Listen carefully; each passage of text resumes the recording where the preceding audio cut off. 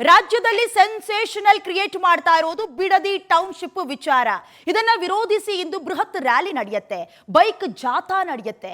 ವಿವಿಧ ರೈತಪರ ಸಂಘಟನೆಗಳಿಂದ ಇವತ್ತು ಬೈರಮಂಗಲ ಚಲೋ ನಡೆಯಲಿದೆ. ಒಂದು ರೀತಿಯ ಸಂಚಲನ ಇದು. ಈಗಾಗಲೇ ಜಟಾಪಟಿ ಕಾರಣವಾಗಿದೆ. ವಿವಿಧ ರೈತಪರ ಸಂಘಟನೆಗಳು ಇವತ್ತು ಬೈರಮಂಗಲ ಚಲೋವನ್ನ ಹಮ್ಮಿಕೊಂಡಿದೆ.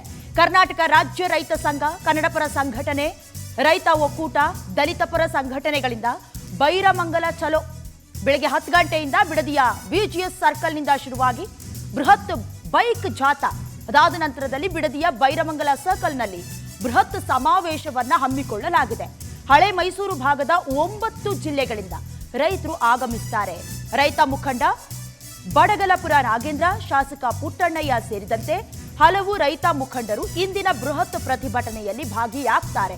ಈಗಾಗಲೇ 518 ಗ್ರಾಮಗಳನ್ನ ಒತ್ತುವರಿ ಮಾಡಿಕೊಳ್ಳೋದಕ್ಕೆ ಸರ್ಕಾರ ಮುಂದಾಗಿದೆ. ಪ್ರತಿ ಎಕರೆಗೆ ಸುಮಾರು 2.30 ಕೋಟಿ ರೂಪಾಯಿಯನ್ನ ಕೊಡೋದಾಗಿ ಕೂಡ ಕೆಲವೊಂದಷ್ಟು ವಿಚಾರಗಳು ಮುನ್ನೆಲೆಗೆ ಬರ್ತಾ ಇದೆ.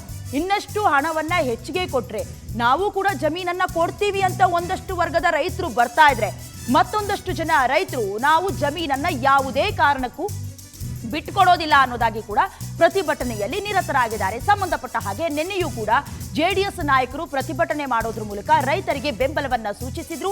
ಇವತ್ತು ಹಲವು ರೈತ ಮುಖಂಡರು ಅಥವಾ ಸಂಘಟನೆಗಳು ಸೇರ್ಕೊಂಡು ಪ್ರತಿಭಟನೆಯನ್ನ ಮಾಡೋದಕ್ಕೆ ಮುಂದಾಗ್ತಿದ್ದಾರೆ. ಜೊತೆಗೆ ಗಮನಿಸಬೇಕು, ಮೈಸೂರಿನ ಸುಮಾರು ಬೇರೆ ಬೇರೆ ಭಾಗಗಳಿಂದ ಕೂಡ ರೈತರು ಸಾಥ್ ಕೊಡೋದಕ್ಕೂ ಮುಂದಾಗ್ತಿದ್ದಾರೆ. ಅನ್ನದಾತರಿಗೆ ಅನ್ನದಾತರೇ ಕೊನೆಗೂ ಕೂಡ ದಾರಿ ಅನ್ನೋದು ಗೊತ್ತಾಗ್ತಾ ಇದೆ. ದೃಶ್ಯದಲ್ಲಿ ಗಮನಿಸ್ತಾ ಇದ್ರಿ, 10 ಗಂಟೆಯಿಂದ ಮತ್ತೆ ಬೈಕ್ ರ್ಯಾಲಿಯನ್ನ ಶುರು ಮಾಡ್ಕೊಳ್ತಾರೆ. ಈಗಾಗಲೇ ಈ ಟೌನ್ಶಿಪ್ ನಮಗೆ ಬೇಡ ಅನ್ನೋದಾಗಿ, ಯಾಕಂತ ಹೇಳಿದ್ರೆ ಕೃಷಿ ಭೂಮಿ ಇದನ್ನೇ ನಂಬಿಕೊಂಡಿದೀವಿ, ಇದನ್ನ ಏನಾದ್ರೂ ವಶಪಡಿಸ್ಕೊಂಡ್ರೆ ಅಥವಾ ಟೌನ್ಶಿಪ್ ಮಾಡೋದು 20 ಕೋಟಿ ರೂಪಾಯಿ ಅಂದಾಜು ವೆಚ್ಚದಲ್ಲಿ ಎಐ ಆಧಾರಿತ ಕೆಲ ಬದಲಾವಣೆಗಳನ್ನ ಮಾಡ್ಕೊಳ್ಳೋದು ಯಾವುದಕ್ಕೂ ನಾವು ಒಪ್ಪಿಕೊಳ್ಳೋದಿಲ್ಲ. ಒಂದಷ್ಟು ವರ್ಷಗಳ ಕಾಲ ಎಲ್ಲವೂ ಸವಲತ್ತುಗಳನ್ನ ಕೊಟ್ಟರೂ ಕೂಡ ಇನ್ನು ಮುಂದೆ ನಾವೇನ್ ಮಾಡಬೇಕು, ಹಣ ಮುಗಿದ ಮೇಲೆ ಅನ್ನೋದು ಕೆಲವೊಂದಷ್ಟು ಜನರ ವಾದ. ಇದರ ಮಧ್ಯದಲ್ಲಿ ಬೈರಮಂಗಲ ಚಲೋವನ್ನ ಹಮ್ಮಿಕೊಳ್ಳಲಾಗಿದೆ. ನೀವು ಇದೇ ವಿಚಾರಕ್ಕೆ ಸಂಬಂಧಪಟ್ಟ ಹಾಗೆ ಹೆಚ್ಚಿನ ಡೀಟೇಲ್ಸ್ ಅನ್ನ ಫೋನ್ನ ಮೂಲಕ ಕೊಡ್ತಾರೆ ನಮ್ಮ ಪ್ರತಿನಿಧಿ ಪ್ರವೀಣ್. ಈಗಾಗಲೇ ಬಹಳಷ್ಟು ಸಂಘಟನೆಗಳು ಸೇರಿಕೊಳ್ಳುವುದರ ಮೂಲಕ ಬೈರಮಂಗಲ ಚಲೋಗೆ ಸಾಥ್ ಕೊಡೋದಕ್ಕೆ ಮುಂದಾಗ್ತಿದ್ದಾರೆ. ಸದ್ಯದ ಮಟ್ಟಿಗೆ ಅಲ್ಲಿನ ಪ್ರಿಪರೇಷನ್ ಹೇಗಿದೆ? ಅನ್ನದಾತರು, ರೈತರು ಏನಂತಾರೆ? ಖಂಡಿತ ಡಯಾನ, ಏನು ಬಿಡದಿ ಟೌನ್ಶಿಪ್ಗೆ ಅಂತಿಮ ಅಧಿಸೂಚನೆ ಪ್ರಕಟಿಸಿದ ಬೆನ್ನಲ್ಲೇ ಇದೀಗ ರೈತರ ಹೋರಾಟದ ಕಿಚ್ಚು ಜೋರಾಗ್ತಾ ಇರುವಂತದ್ದು. ಪರ ವಿರೋಧದ ನಡುವೆ ಕೂಡ ಒಂದ್ ಕಡೆ ಜಿಬಿಡಿ ಅಧಿಕಾರಿಗಳು ಪರಿಹಾರದ ಹಣವನ್ನ ರೈತರಿಗೆ ಕೊಡ್ತಾ ಇದ್ರೆ, ಮತ್ತೊಂದ್ ಕಡೆ ಹೋರಾಟಗಾರರು ಯಾವುದೇ ಕಾರಣಕ್ಕೂ ರೈತರು ಅಲ್ಲಿನ ಭೂಮಿಯನ್ನ ಕೊಡೋದಿಲ್ಲ ಅಂತೇಳಿ ಬಿಗಿಪಟ್ಟನ್ನ ಹಿಡಿದಿರುವಂತದ್ದು. ಆ ನಿಟ್ಟಿನಲ್ಲಿ ಹೋರಾಟ ಕೂಡ ಜೋರಾಗ್ತಾ ಇರುವಂತದ್ದು. ನಿನ್ನೆ ಇಡೀ ದಿನ ಜೆಡಿಎಸ್ ನ ನಾಯಕರುಗಳು ಪಾದಯಾತ್ರೆಯನ್ನ ಮಾಡಿದ್ರು. ಆ ನಿಟ್ಟಿನಲ್ಲಿ ಇವತ್ತು ವಿವಿಧ ರೈತಪರ ಸಂಘಟನೆಗಳು, ಕನ್ನಡ ಪರ ಸಂಘಟನೆಗಳು, ದಲಿತ ಸಂಘಟನೆಗಳು ಸೇರಿದಂತೆ ಸಾವಿರಾರು ಸಂಖ್ಯೆಯಲ್ಲಿ ರೈತರು ಬೈರಮಂಗಲ ಚಲೋ ಕಾರ್ಯಕ್ರಮವನ್ನ ಹಮ್ಮಿಕೊಂಡಿರುವಂತದ್ದು. ಮೈಸೂರು ವಿಭಾಗದ ಸುಮಾರು 9 ಜಿಲ್ಲೆಯಿಂದ ರೈತ ಮುಖಂಡರು ಆ ಬೈರಮಂಗಲ ಚಲೋ ಪ್ರತಿಭಟನೆಯಲ್ಲಿ ಭಾಗಿಯಾಗುವಂತದ್ದು. ಬೆಳಿಗ್ಗೆ 10 ಗಂಟೆ ಸುಮಾರಿಗೆ ಬಿಡದಿಯ ಬಿಜಿಎಸ್ ವೃತ್ತದಿಂದ ಬೈರಮಂಗಲವರೆಗೂ ಕೂಡ ಬೃಹತ್ ಬೈಕ್ ಜಾಥಾವನ್ನ ನಡೆಸೋದ್ರ ಮುಖಾಂತರ ಅಲ್ಲಿ ಬೈರಮಂಗಲ ಕ್ರಾಸ್ ನಲ್ಲಿ ಏನು ಪ್ರತಿಭಟನೆ ಮಾಡ್ತಾ ಇರುವಂತಹ ರೈತರ ಜೊತೆ ಒಂದಷ್ಟು ಸಮಾವೇಶವನ್ನ ಮಾಡಬೇಕು ಅಂತ ಹೇಳಿ ಸಿದ್ಧತೆಯನ್ನ ಮಾಡ್ಕೊಂಡಿರುವಂತದ್ದು.